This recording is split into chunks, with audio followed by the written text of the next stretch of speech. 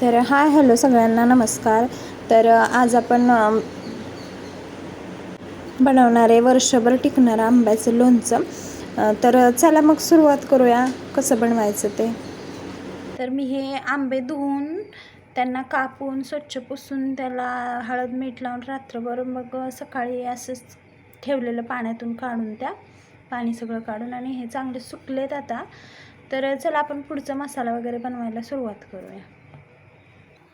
मसाल्यांमध्ये सोप घेतली, थोडेसे एक म्हणजे चम्मच बोलू शकतो, मिरे घेतलेत, लवंग घेतली, मेथी घेतलेत आणि हिंग टाकणार आहे नंतर। आणि इथं मी मोहरी घेतलेली आहे। इथं मी तवा ठेवलेला आहे, तर आता एक एक भाजून घेऊया आपण। तर मेथी टाकली मी, हलकं हलकं कमी गॅसवर थोडं सगळं आपण भाजून घेऊया। लवंग आणि मिरे टाकलेत मी, सोप टाकली आता मी, हे सगळं भाजून घेतलंय। आता मोहरी घालून घेऊया। मोहरीची डाळ नाहीये म्हणून मी मोहरी घालते, तर मोहरीची डाळ घालायची। मोहरी आपण मस्त भाजून घ्यायची। तेल पण इकडं मी गरम करायला ठेवलेलं आहे, तेल गरम होत आलंय। आता हे पण सगळं भाजलेलं आहे, ते मी थंड करून हे मी आता मिक्सरला बारीक करून घेते। आता ह्याच्यातच ही मोहरी घालून घेते। आपल्याला मोहरीची जास्त पावडर नाही करायची।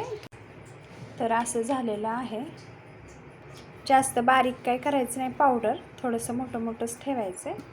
तर आपण दुसरे मसाले काढूया का। तर आता मीठ आहे, लाल तिखट आणि हिंग आपल्याला टाकायचं आहे आणि हा मसाला तर आपला तयारच आहे।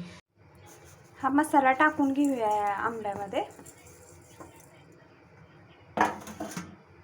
लाल तिखट टाकायचं, ह्यात थोडंसं घरचं लाल तिखट आणि थोडीशी काश्मीरी मिरची घेतली आणि मीठ टाकायचं। याला मस्त मी हलवून घेते पहिलं आणि मग दाखवते। हे पूर्ण मी मिक्स करून घेतलंय। आता आपण तेल बघूया थंड झालंय का। थंड झालेलं आहे, मध्ये टाकून घेऊया। डब्यामध्ये सगळं टाकून घेते। तर तेल पूर्ण थंड झालंय, आता आपण टाकून घेऊया। तेल आता थंड झालेलं आहे, तर तेल टाकून घेऊया आपण।